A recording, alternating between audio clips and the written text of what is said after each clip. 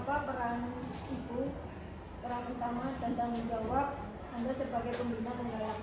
Iya, sebenarnya saya perkenalkan dulu. Di sini saya dari Sri Handayani merupakan salah satu pembina penggalang putri yang ada di SMP 25 Surakarta. Nah, terkait dengan apa peran saya, itu pastinya nanti berhubungan dengan yang namanya fungsi dan tugas saya sebagai pembina. Ya, tidak terlepas dari fungsi dan tugas saya sebagai pembina.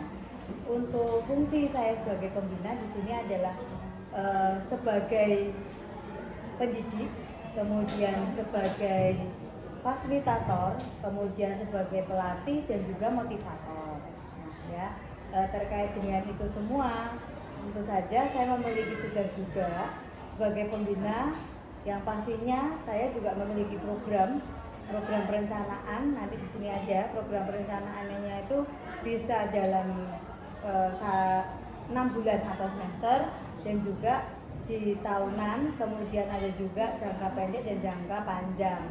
Nah, kemudian ada lagi selain perencanaan program, kita juga selalu merencanakan materi juga ya. Jadi terkait program otomatis nanti akan ada materi itu langsung nanti kita biasanya kita ada musyawarah tubuh cepat.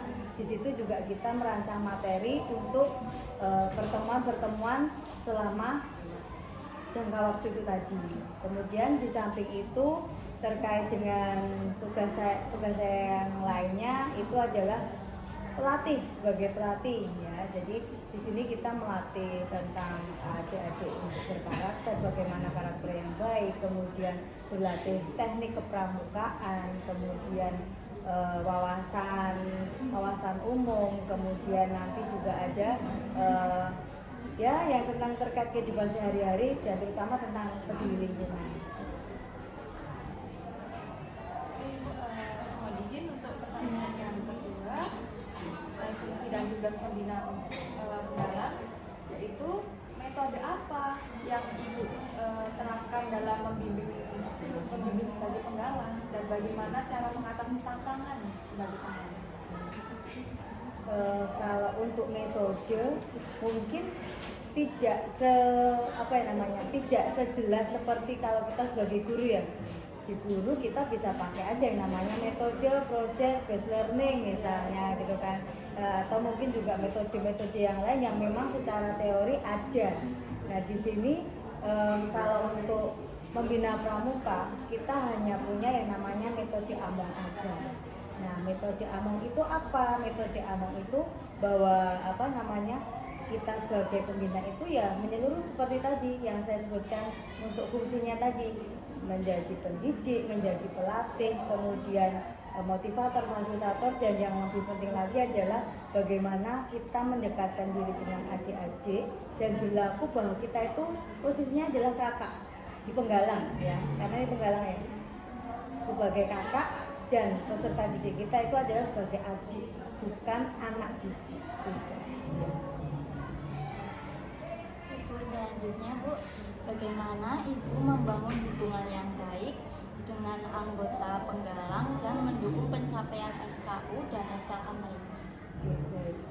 Untuk membina hubungan yang baik karena kita sedang berada di satu pangkalan ya. Jadi ya karena saya bertugas membina di sini, otomatis yang saya bina adalah adik pangkalan yang ada di sini.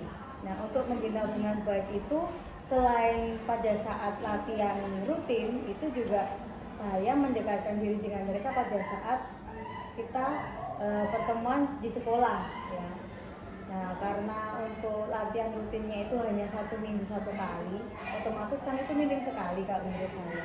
Nah, jadi ini kelanjutannya adalah tentang tadi yang ditanyakan itu terkait dengan SKU sama SKK. Nah, SKU dan SKK, SKU adalah syarat kecakapan umum dan SKK adalah syarat kecakapan khusus. Itu keduanya merupakan syarat minimal yang yang setidaknya merupakan sebagai pencapaian dari anggota pramuka.